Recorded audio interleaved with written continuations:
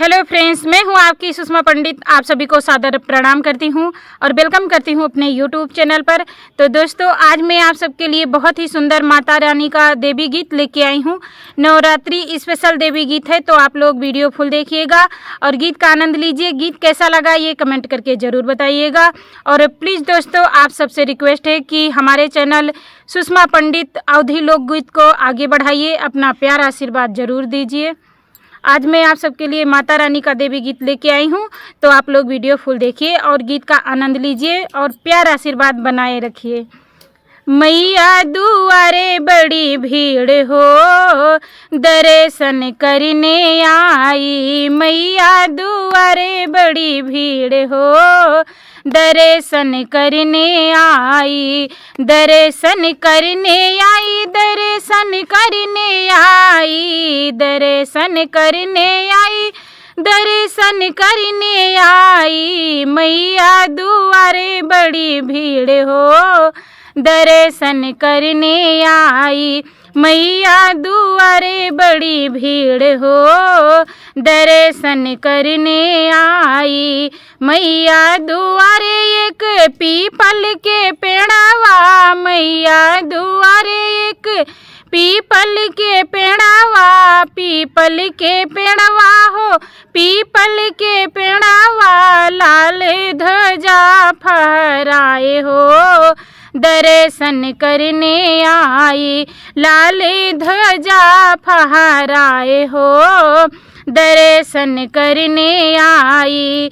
मैया दुआरे बड़ी भीड़ हो, दर्शन करने आई। मैया दुआरे बड़ी भीड़ हो, दर्शन करने आई।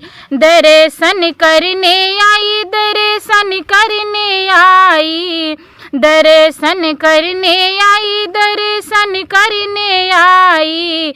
मैया दुआरे बड़ी भीड़ हो, दर्शन करने आई। मैया दुआरे बड़ी भीड़ हो, दर्शन करने आई।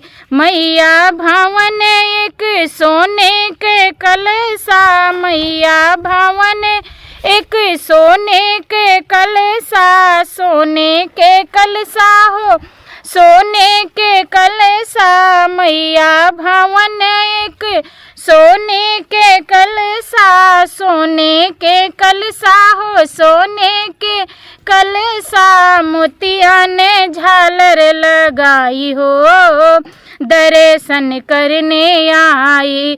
मोतिया ने झालर लगाई हो, दर्शन करने आई। मैया दुआरे बड़ी भीड़ हो, दर्शन करने आई। मैया दुआरे बड़ी भीड़ हो, दर्शन करने आई। मैया भवन एक सोने दरवाजा, मैया भवन एक चंदन दरवाजा।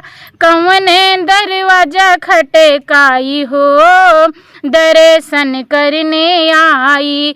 कवन दरवाजा खटकाई हो, दर्शन करने आई। मैया भवन बड़ी भीड़ हो, दर्शन करने आई।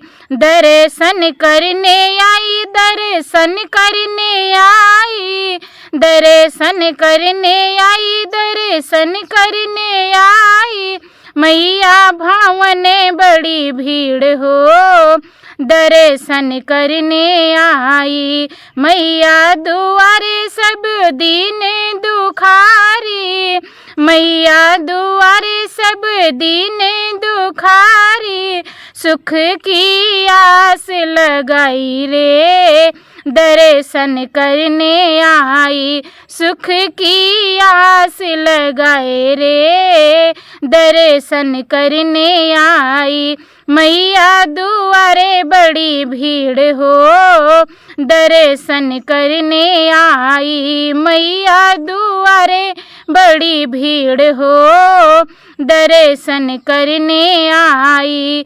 दर्शन करने आई, दर्शन करने आई, दर्शन करने आई, दर्शन करने आई, मैया दुआरे बड़ी भीड़ हो, दर्शन करने आई।